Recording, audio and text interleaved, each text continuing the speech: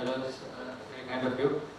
Uh, Hello everybody, I am Dr. Yaseen. Today I will be talking regarding the topic foot examination, identifying early signs of neuropathy and ulcer. So half of your patients who would come to you might complain of diabetic foot issues like neuropathy, and the prevalence of neuropathy increases with increase in blood sugar levels and poor glycemic control. So when you look at the different types, most of the patients that come to you, they will be having peripheral neuropathy. So that is what they will complain of numbness, tingling sensation, paresthesia in the foot, in the leg, and sometimes in the hands and the upper limb.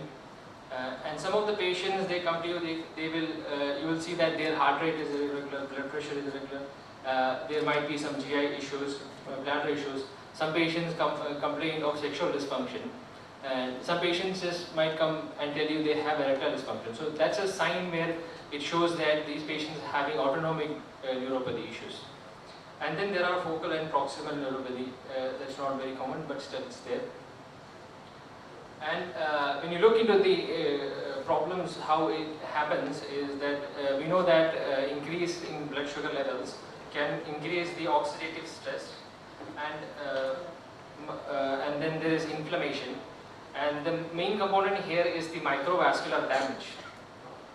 And because of the ischemia, the neural nerve fibers are getting hypoxia, and that's the main reason for the damage.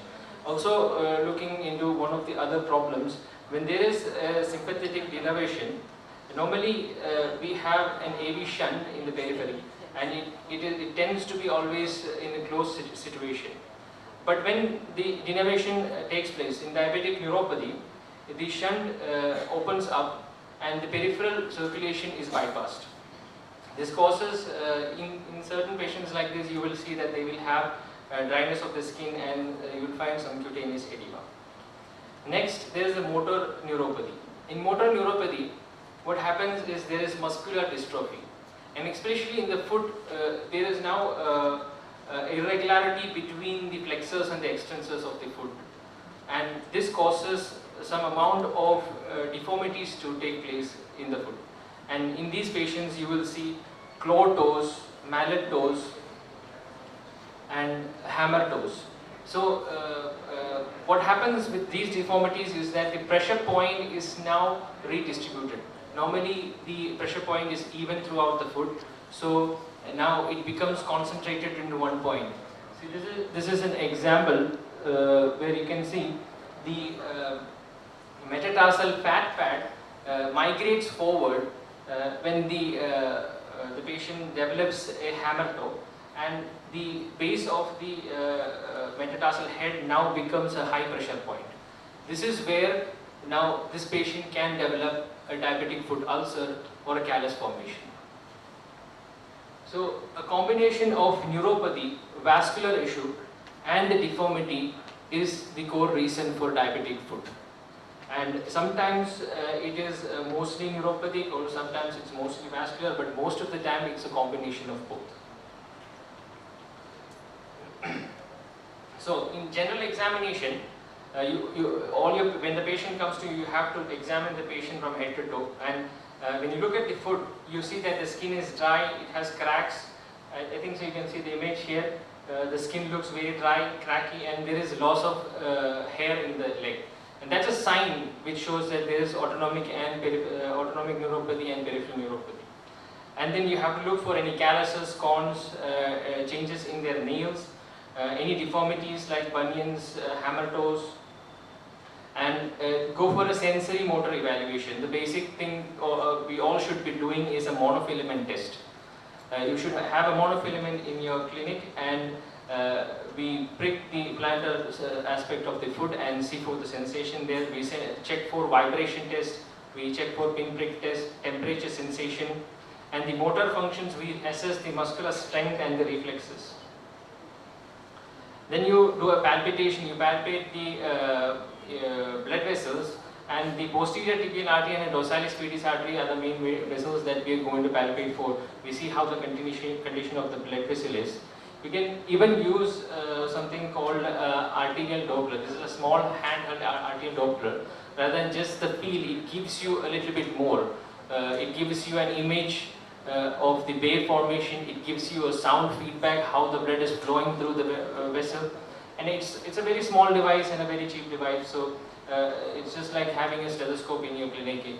It's a good thing to have with you when you assess your patient.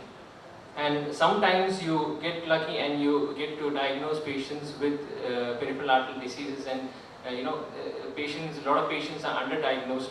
So this is where screening is useful to pick up these cases.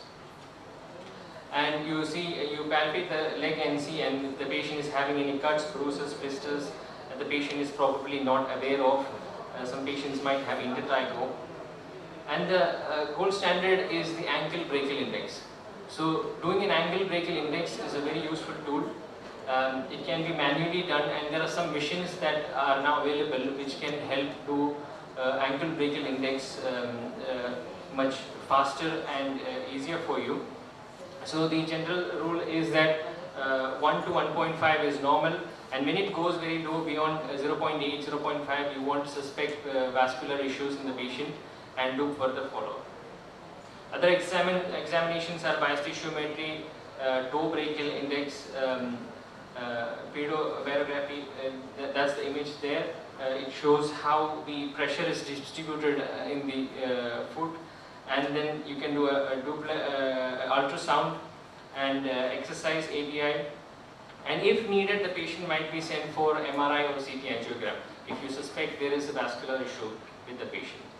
The management part, the first things first is correct the blood sugar levels, the BP, the hypercholesterolemia, advise the patient to stop smoking and not use alcohol, regular exercise.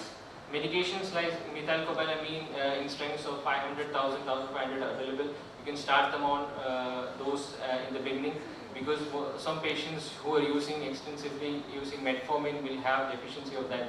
So that's the first thing you want to do. Then there is pregabalin, gabapentin, and some other medications like fluoxetine, amitriptyline, nortriptyline. And if needed, the patient might be, if you feel that it's needed, the patient should be sent for revascularization procedures. Some patients do need revascularization, like bypass or angioplasty of the arteries of the lower limb. So some patients, they come to you and say they have this feeling of that there is a rock or a stone inside the foot, and they're actually saying partially a true factor, because a callus is like a stone in your shoe, and the callus should be always removed. So removal of callus is a simple procedure. You have to do it in an aseptic procedure.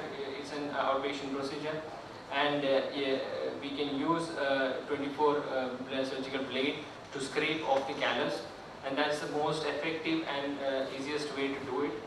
And proper diabetic footwear is a must for all diabetic patients. And if some patients, if they have some deformity, rather than going and correcting the deformity, it is better to adapt a footwear to their deformity. So that's the best thing you want to do.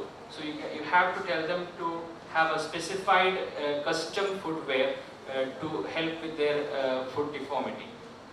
And to conclude, I would just like to say, always examine your patient head to toe. Diabetic foot issues and neuropathic issues are of high suspicion in your patients. You should always suspect that and go for examining those things.